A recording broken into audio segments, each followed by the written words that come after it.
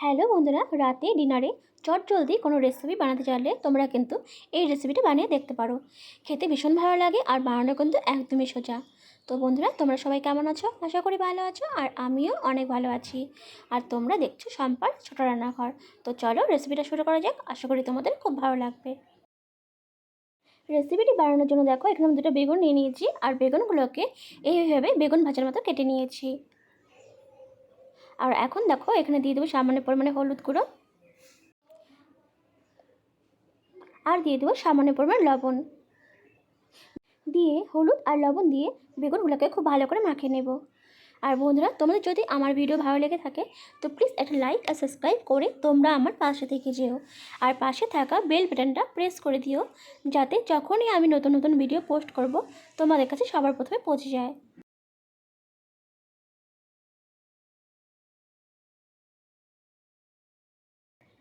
তো দেখো, এইভাবে কিন্তু আমি সমস্ত বেগুনগুলোতে হলুদ আর লবণ মাখিয়ে নিয়েছি। এখন দেখো, একটা কড়াই নিয়ে নিয়েছি, আর কড়াইতে দিলাম সর্ষের তেল। তো দেখো, তেলটা গরম হয়ে আসলেই আমি কিন্তু এখানে বেগুনগুলো দিয়ে দিচ্ছি। দিয়ে খুব ভালো করে বেগুনগুলোকে একটু লাল লাল করে ভেজে নেব।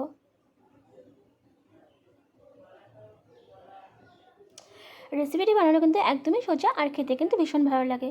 তোমরা কিন্তু অবশ্যই একবার হলো ট্রাই করো, আশা করি তোমাদেরও খুব ভালো লাগবে। তো দেখো, সমস্ত বেগুনগুলো দেওয়া হয়ে গেছে।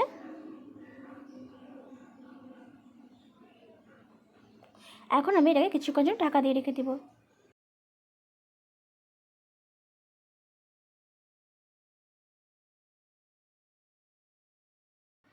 তো দেখো, 2-3 মিনিট পর বেগুনটা কিন্তু এক পাশটা ভাজা হয়ে গেছে। উল্টে দিয়ে আমি কিন্তু আরেক পাশটা ভালো করে ভেজে নেব।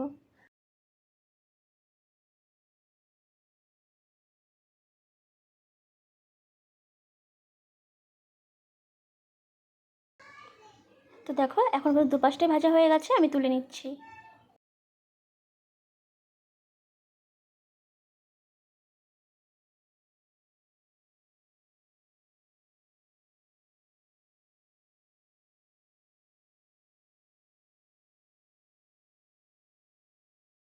তো দেখো, বেগুনগুলো তুলে নিলাম। আর দেখো, যে তেলটা আছে ওর মধ্যে আমি একটা শুকনো লঙ্কা ফোড়নে দিয়ে দিলাম। দিয়ে একটু হালকা করে ভেজে নেব শুকনো লঙ্কাটাকে। আর দিয়ে দিলাম সামান্য পরিমাণে কালো জিরে ফোড়নে। আবার একটু হালকা ভেজে নিচ্ছি। ভেজে নিয়ে এখন দেখো, এখানে আমি সর্ষে, পোস্ত আর 3টে কাঁচা লঙ্কা আমি এখানে বেটে রেখেছিলাম, সেটা দিয়ে দিলাম। আর দিয়ে দেবো সামান্য পরিমাণে জল। দিয়ে এখন দিব অল্প একটু হলুদ।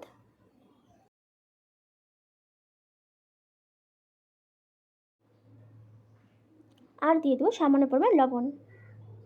যেহেতু আমি সর্ষে বাটার সময় লবণটা দিয়েছিলাম, তাই কিন্তু আমি এখানে অল্প পরিমাণে লবণ দিলাম। দিয়ে দেখো, এখন ভালো করে একটু মশলাটাকে ভেজে নেব।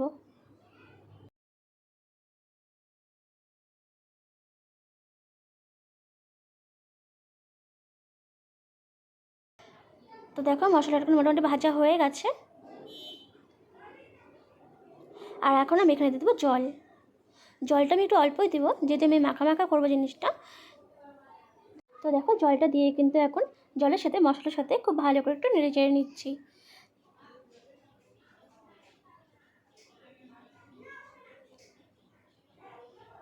এখন একটু ফুটতে দেবো। তো দেখো, ফুটে গেছে। আর দিলাম সামান্য পরিমাণ চিনি। চিনিটা দিলে কিন্তু বেশ খেতে ভালো লাগে।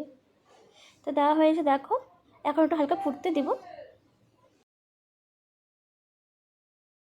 তো দেখো, ঝোলটা কিন্তু ফুটে গেছে। আর এখন কিন্তু আমি এখানে বেগুনগুলোকে অল্প অল্প করে দিয়ে দিব।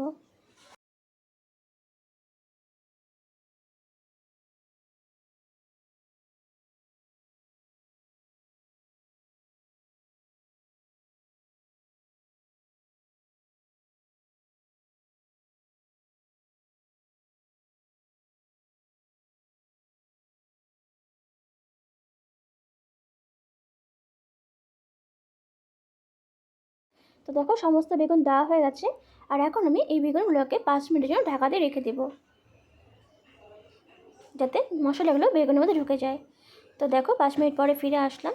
আর এখন ঝোলটা আমার মোটামুটি রেডি হয়ে গেছে, এখন আমি নামিয়ে নিব। তো দেখো রেডি হয়ে গেছে আমাদের সর্ষে পোস্তর বেগুনের ঝাল। তো বন্ধুরা রেসিপিটা কেমন লাগলো অবশ্যই জানাবে। আর যদি ভালো লেগে থাকে তো প্লিজ একটা লাইক, কমেন্ট, শেয়ার আর সাবস্ক্রাইব করে তোমরা আমার পাশে থেকো। আর পাশে থাকা বেল বাটনটা প্রেস করে দিও, যাতে যখনই আমি নতুন নতুন ভিডিও পোস্ট করব তোমাদের কাছে সবার প্রথমে পৌঁছে যায়। আর ভিডিওটা কেমন লাগলো অবশ্যই আমাকে কমেন্ট বক্সে জানিও।